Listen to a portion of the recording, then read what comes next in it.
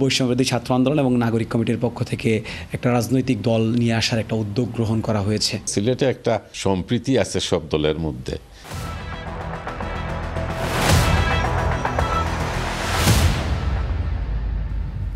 আওয়ামী লীগ সরকারের পতনের পর ভিন্ন প্রেক্ষাপটে সিলেট হিসাব করে এগোচ্ছে রাজনৈতিক দলগুলো।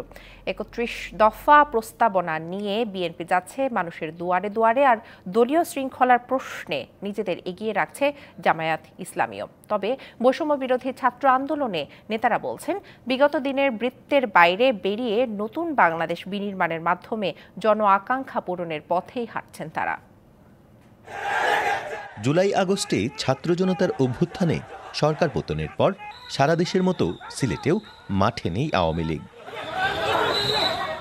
দেড় দশকের কর্তৃত্ববাদী শাসনে নানা দমনপীড়নে কোণঠাসা থাকলেও বিএনপি এখন মনোযোগী দল গোছাতে। প্রকাশ্যে গ্রুপিং না থাকলেও সিটি নির্বাচন ঘিরে আলোচনায় ঘুরে ফিরে আসছে সাবেক মেয়র আরিফুল হক চৌধুরী, কেন্দ্রীয় নির্বাহী কমিটির সহ সাংগঠনিক সম্পাদক মিফতা সিদ্দিকী ও নগর বিএনপির সাধারণ সম্পাদকের নাম।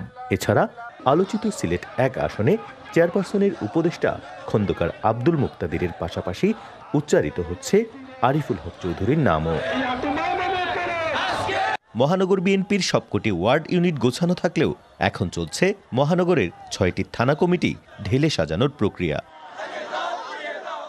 আগামী জাতীয় সংসদ ও সিটি কর্পোরেশন নির্বাচনে অনেক নেতার চোখ থাকলেও আপাতত ভারপ্রাপ্ত চেয়ারম্যান তারেক রহমানের নির্দেশে ৩১ দফা নিয়ে জনসংযোগকেই প্রাধান্য দিচ্ছে দলটি।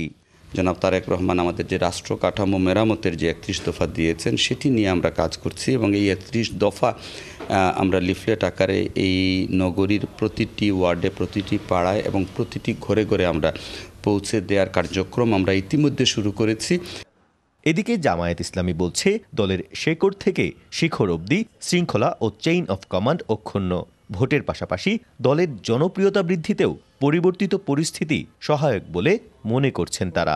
দল হিসাবে বাংলাদেশ জামায়াত ইসলামী অত্যন্ত সুশৃঙ্খল।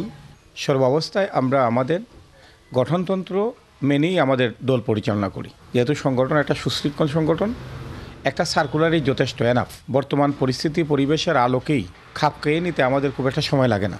তবে বৈষম্য বিরোধী ছাত্র আন্দোলনের নেতারা বলছেন, প্রচলিত রাজনৈতিক ধারার বাইরে বেরিয়ে নতুন বাংলাদেশ বিনির্মাণই তাদের লক্ষ্য। জনগণের এই চাওয়ার প্রেক্ষিতেই তাদের কাঙ্ক্ষিত বাংলাদেশ বিনির্মাণের জন্য সিলেট অঞ্চলে আমরা কাজ করে যাচ্ছি। তারুণ্য সমৃদ্ধ একটা বিকল্প বা হচ্ছে গিয়ে নতুন কিছু তাদের চাওয়ার প্রেক্ষিতেই হচ্ছে গিয়ে বৈষম্যবিরোধী ছাত্র আন্দোলন এবং নাগরিক কমিটির পক্ষ থেকে একটা রাজনৈতিক দল নিয়ে আসার একটা উদ্যোগ গ্রহণ করা হয়েছে। রাজনৈতিক দলগুলোর বর্তমান চালচিত্র খুব একটা আশাব্যঞ্জক না হলেও সম্প্রীতি ধরে রাখতে পারলে লক্ষ্য অর্জন সম্ভব বলে মত বিশ্লেষকদের।